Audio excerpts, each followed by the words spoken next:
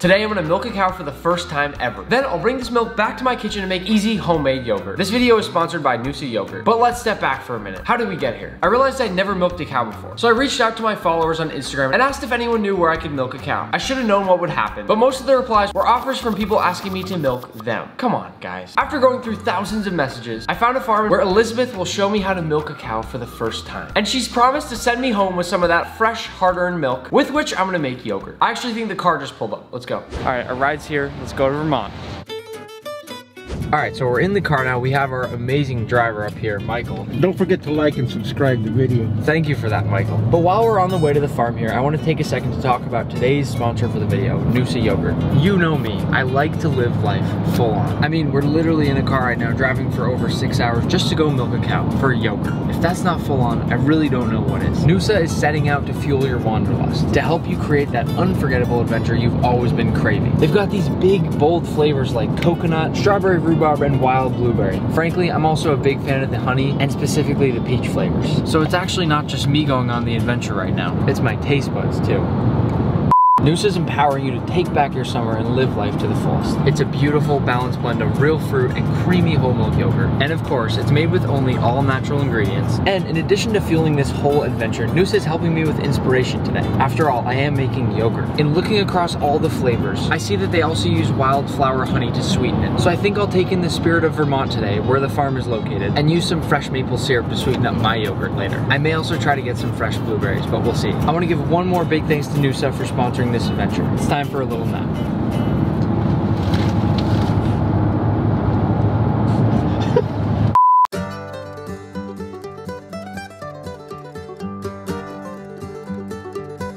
So it looks like we're pulling up to the farm here, yeah.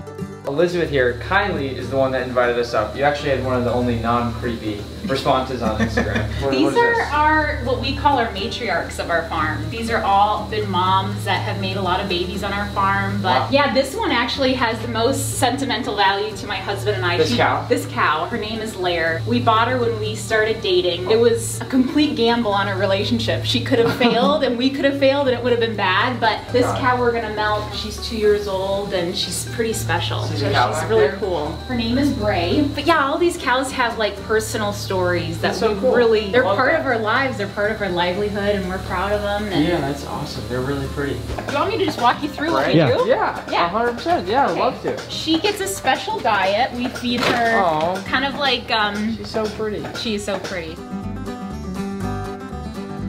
Hi, honey. Oh. Am I? Of course. You can, like, do they like that when you? Yeah. Oh, she shied away. She's like, Daddy, chill. Hello. This is the suction part, so that's pulling the actual suction of pulling the milk, but then this part is the pulsator, so it's giving a off-on. So it's not just constant sucking, it's more of like a massage, much like how a baby would drink a bottle or a calf would drink a bottle. There's 4 teacups, go to each of the 4 quarters. Again, if you want to put your finger in there, it's not on right now, you can. So you can feel how it goes in. But you can feel the side.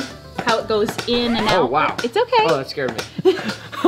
So it goes in and out, and that's how she's kind of feeling that massage. That's crazy. Yeah. So the milk will come into here, into this, what's called the claw. Then that milk will go into here. How much milk would we theoretically get, like in a typical? Like a really high producing cow can do anywhere from 50 to 60 pounds per milking. Wow. That's really high. That's a lot of milk. But she's a 2-year-old, so she's gonna be around 30 to 40. Still a lot of milk. She'll make anywhere from 3 to 4 to 5 gallons today. Okay. So do you want to start? Yeah, let's do it. I'm ready. You ready? Let's go. Yeah. We're gonna first clean the teats. That's right. That's what it's called. Teats. Yes. All right. She's not gonna the pre-dip. I'll hold this for you. Knock me out or anything like that. So you just bend down and dip it. Get it nice and full. Right there. Yep.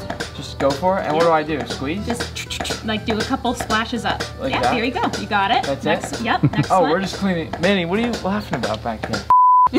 That's it, huh? That's it. Yep. So I'm just sterilizing it. Yep. No, we let it rest for about 30 seconds. Here you go. This is awesome stuff to learn about because, I don't know, most people just don't ever get to do anything like this. Cool. It's only like 2% of people in America are farmers. Strip the teats. Yep. Okay. So what you're doing is, so you make a little pinch at the top and then you squeeze it down with the rest of your fingers. Pinch and squeeze it down.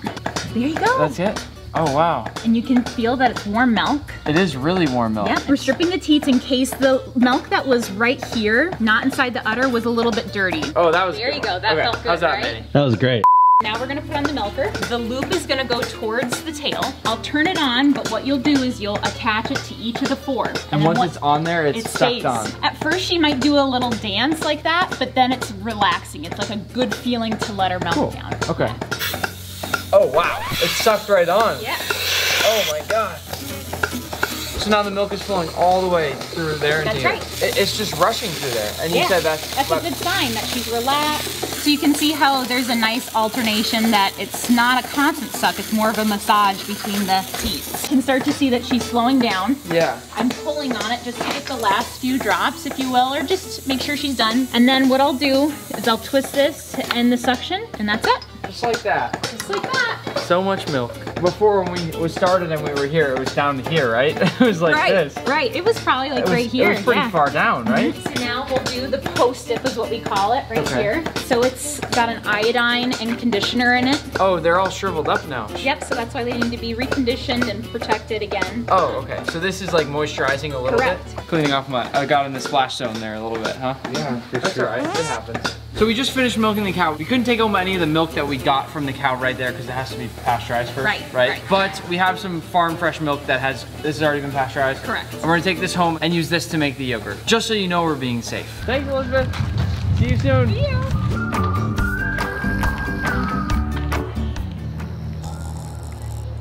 All right, we're now on the way home. It was a fantastic trip. Big thanks to Elizabeth for having us to the farm. And I'm also really excited because we got some delicious fresh milk, and I can't wait to see what kind of yogurt we're gonna make with this. Time to take another nap. We got a long ride ahead of us.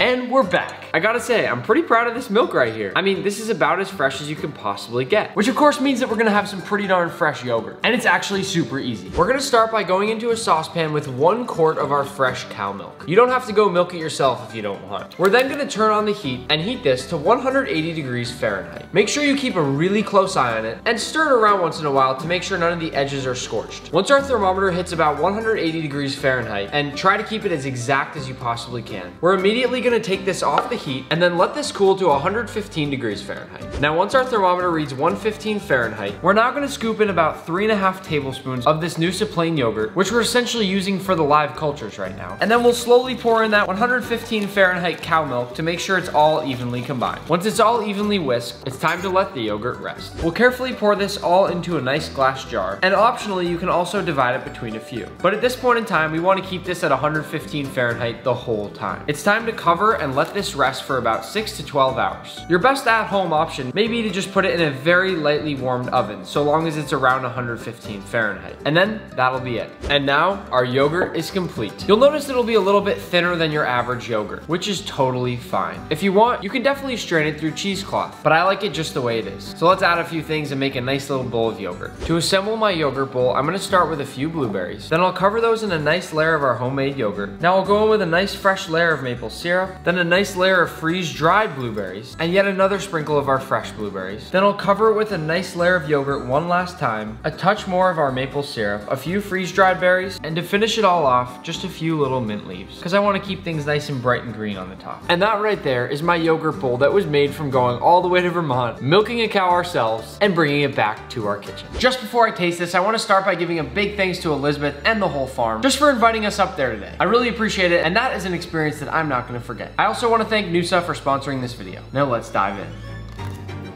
Okay, really good. We've all always heard that fresh cow's milk is gonna have a super rich and creamy taste and flavor.